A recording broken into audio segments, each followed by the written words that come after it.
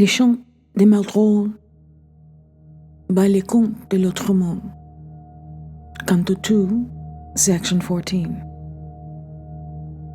A human body is dragged along in the Seine. In the circumstances, she flows solemnly. The swollen body is buoyed up on the water.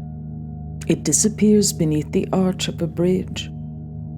But further on, it can be seen turning round and round like a mill wheel and going under now and then. A boatman hooks it with a rod and it goes by and brings it back to earth.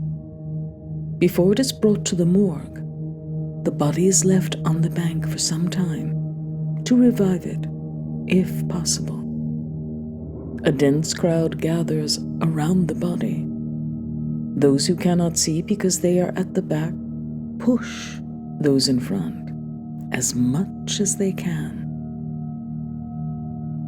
Everyone says to himself, "I would never have drowned myself." They pity the young man who has killed himself. They admire him, but they do not imitate him. And yet he found it quite natural to take his life, judging that there was nothing on earth capable of satisfying him and aspiring towards higher things. His face is distinguished. His clothes are expensive. Is he 17 yet?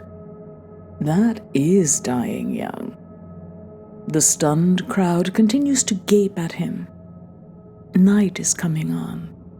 Everyone moves quickly away. No one has dared to turn the drowned man over and make him throw up the water which fills his body. They are afraid of showing any feeling, and no one has moved. They all keep to themselves. One of them goes away singing discordantly, an absurd Tyrolean air. Another snaps his fingers like castanets. Troubled by his dark thoughts, Maldoror, on horseback, passes near the place with the speed of lightning. He sees the drowned man. That is enough. Immediately he brings his courser to a halt and gets down from the stirrup. He lifts up the young man with no sign of squeamishness, making him throw up large amounts of water. At the thought that this inert body could be revived by his hands, he feels his heart leap. And under this excellent impression, his courage redoubles. Vain efforts, I said, and it is true. He rubs his temples, he rubs this limb and that. He breathes into his mouth for an hour, pressing his lips against the unknown young man's. At last, he seems to feel a slight beating of the young man's breast. The drowned man lives. At this supreme moment, several wrinkles could be seen disappearing from the horseman's forehead, making him 10 years younger. But alas, the wrinkles will return, perhaps tomorrow, perhaps as soon as he has left the banks of the Seine.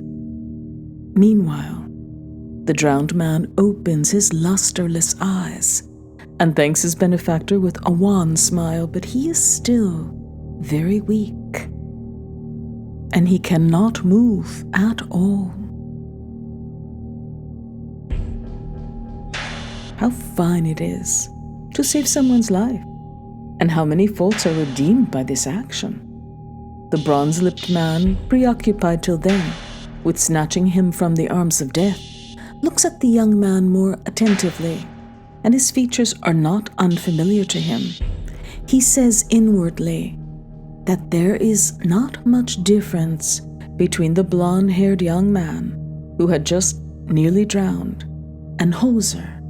Look how effusively they embrace one another. It is nothing. The man with the pupils of jasper is anxious to maintain a harsh and undemonstrative appearance. Saying nothing, he takes his friend and puts him up behind him on the saddle, and the steed moves off at a gallop. Oh, Hoser, who thought you were sensible and strong? Do you not see from your very own example how difficult it is, in a fit of despair, to maintain the composure you boast of? I hope you will not cause me such grief again, and I, for my part, have promised you never to take my life.